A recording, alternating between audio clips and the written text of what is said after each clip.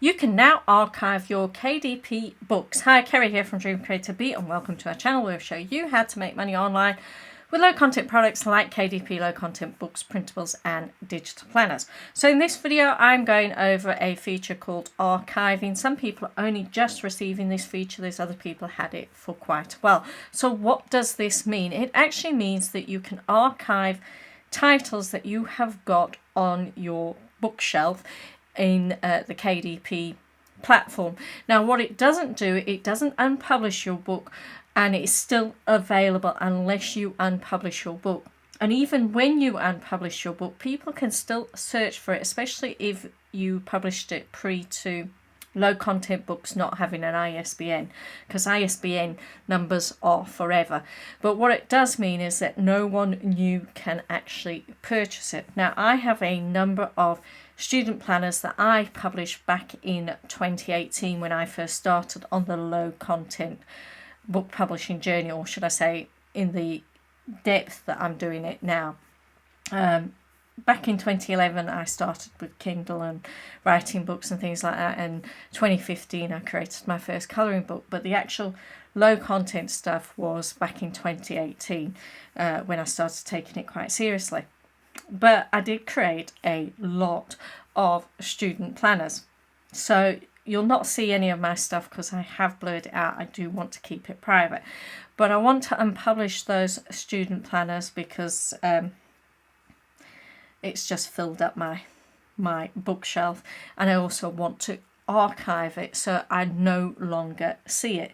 So the first thing that you need to do is type in your title of your book or the niche area. So I could just type student planner because they all had the title of student planner, so I could do a quick search for that and put student planner in, and then it came up with a long list. So you just go down here, and what I want to do first is I want to unpublish it because I can't see that anybody will want to purchase a student planner from 2018.